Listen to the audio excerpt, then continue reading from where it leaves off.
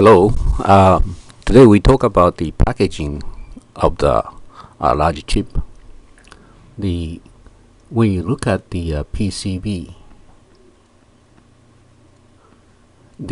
nowadays they use this type of chip, which is a surface mount. This also surface mount, and these are all surface mount.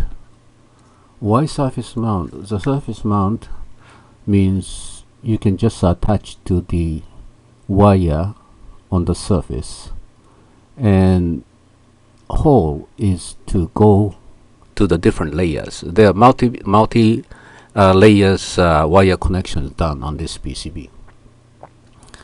Before the chip had a lead, and the lead look like this, and that's going to the PCB. And this configuration, this kind of packaging, require a lot of PCB space because this lead go through the multi-layer wiring, and the wiring has to be avoided around this wherever you put the lead through the PCB board.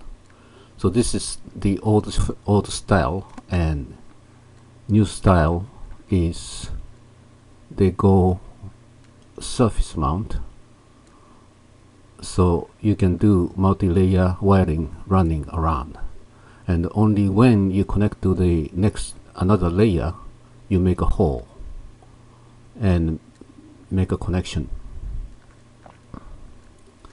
So you see a lot of hole around here. These are all to make a connection to the wiring in a different layer. Okay. Now technology is requiring a lot more than this PCBs. Most of stuff made by surface mount PCB board, and soldering, how you do soldering on a surface mount, they solve those problems, manufacturing problem. Right now they don't have any problem. Now we want to make much smaller and higher performance. And for example, typical is a CPU to memory. This wiring on the PC board can be long.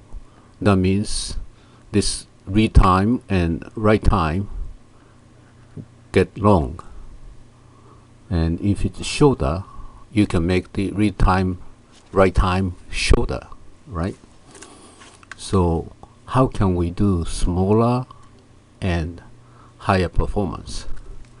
So these days not everybody can do it. This surface mount is the most common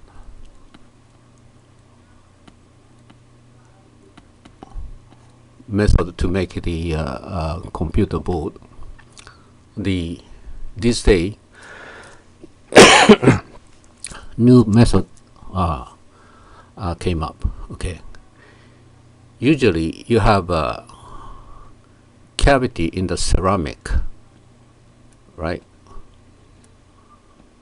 And it's made like that, and this metal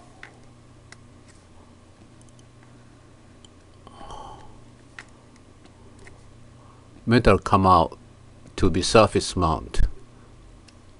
Okay,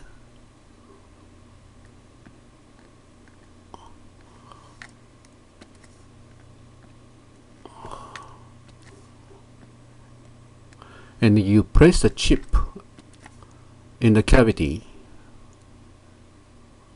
and chip has a bonding pads area. So you do bonding wire goes this way and go this way. And do you know how the bonding wire stick to this metal? It's called the ultrasonic vibration.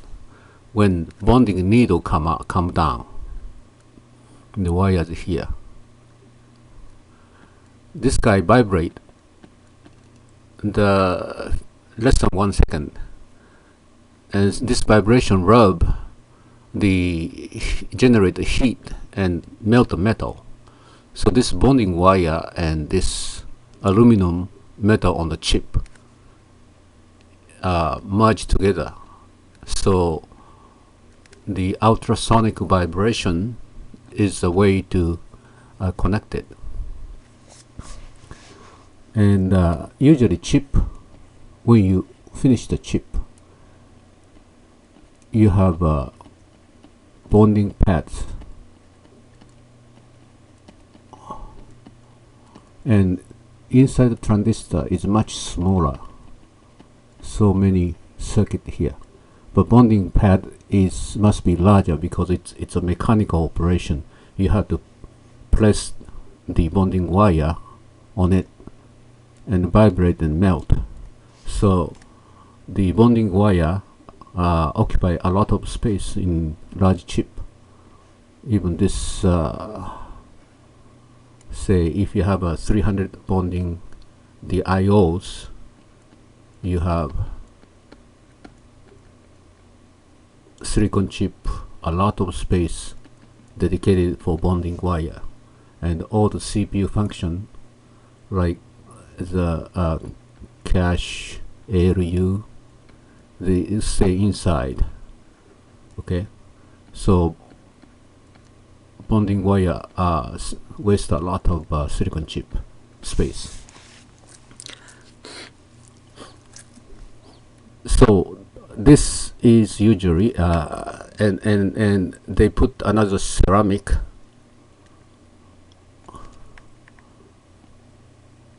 on top, and this one is glass sealing, hermetic sealing, so air doesn't get in. Moisture is enemy for the IC chip, because moisture is going to corrode the surface and the bonding wire. So you use that IC chip like 10 years, then it's fail because inside the air and moisture get in and corrode metals. Okay, and now another thing is they put this metallic ceramic which has a high heat conductance.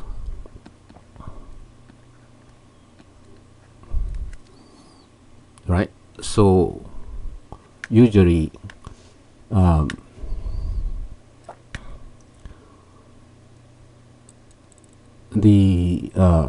this doesn't have a heat sink on the top. Usually this structure is going to be upside down, and the metal surface mount is on this side. The reason is this chip generate the heat, and you put the heat sink. So if you look at this picture upside down, PCB board will be here, right? And this is surface mount, and this is going to be heat conductance, dissipate heat. Okay, so that's the normal structure. But now there is attempt actually they are making it. It's just still cost is not that low because it's a very sophisticated assembly process. What they do is they put the chip, they cut the wafer into the module size and do all the wiring on top of the wafer, and they put the CPU chip, memory chip, and the various decoupling capacitor. They all do it by same method as bonding wires. When they place CPU they press extra metal for the connection, and you press it from top. This chip is flipped upside down, so here's a circuit and it has a bonding metal, okay, memory too, and they press it down and use microwave to melt and make a connection on contact. So from top view you can see this way. The module size silicon, actually it's cut out from wafer, and you have CPU chip, and there's no surface mount because chip is upside down and metal bump make a contact to this wafer, okay, and this is chip and memory chip, and the capacitor, the various component is all placed on the wafer, and this wafer is placed on the cavity, so it's going to be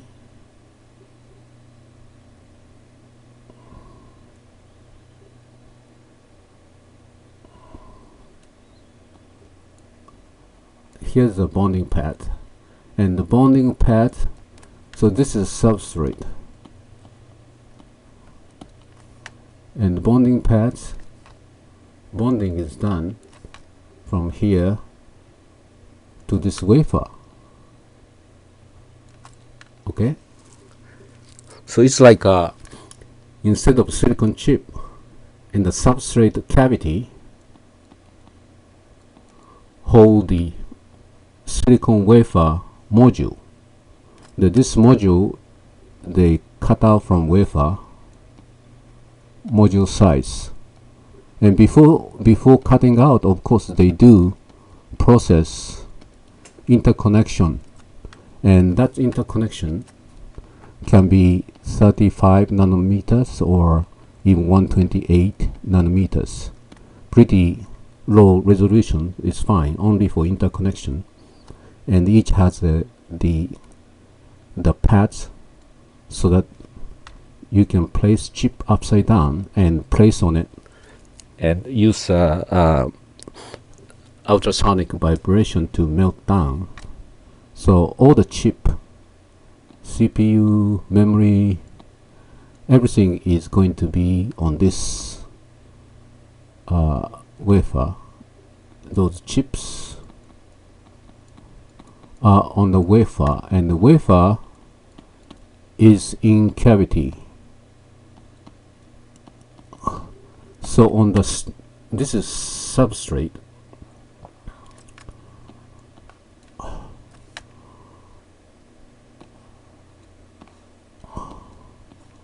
This is substrate. You place this silicon wafer, which has many chips upside down, okay, and now after bonding is done, you do the sealing, and sealing can be metal cap sealing.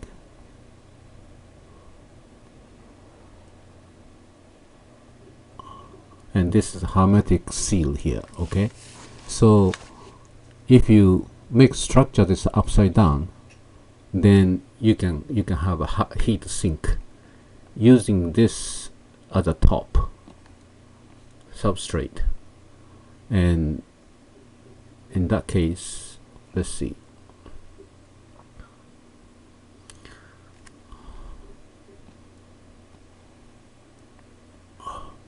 silicon wafer, chip, and cavity,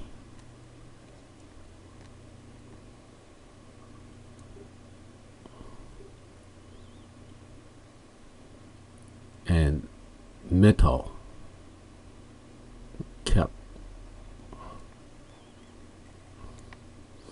and here they can have a conductive paint, heat conductance paint. So the CPU high power chips is touching to the metal, so you can have a heat sink. Okay.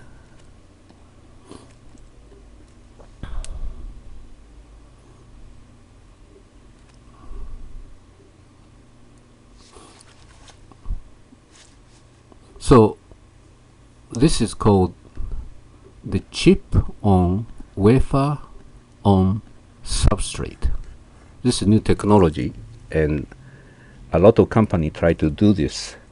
The AMD CPU chip, I believe they're using this to compete with Intel's, because first of all, the performance is higher when you put all the chips together and make a short distance is so small for memory access. It can be faster access to the memory. So, and also you can reduce the I/O drivers power level. And I/O driver is you drive at the end to the outside of world. So this transistor is big usually and consume a lot of current. And by reducing it, this switching speed become faster because the wiring capacitance is much smaller on CoWoS. PCB, this wiring is very long, so you need to have a very good size transistor to drive outside a lot of current flow in order to overcome the capacitance related to this wiring.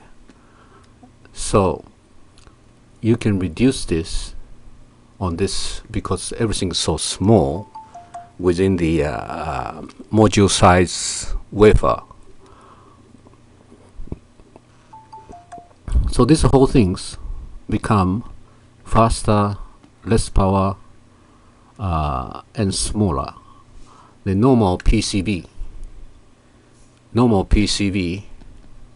can fit into single CoWoS module, and some of cell phone use this technology already. When they disassembled Huawei's telephone, I see that the CPU chip is attached upside down and stuff. This technology is already used in order to shrink the size and increase the performance. And this alone, AMD is competing with Intel very well. Even process technology is not 3 nanometer yet. Okay, so just a chip designer need to know how the chip is assembled, so that depend on the assembly requirement. For example, I/O drivers size change, and the pad location has to be reconsidered, whether it's CoWoS or the regular surface mount. This bonding pad location has to be rearranged. So its final chip design, layout, and power level is going to be changed based on how the chip is mounted in the system. Okay, so that's all for today's video, and if you like, please subscribe and click like and wait for the next video.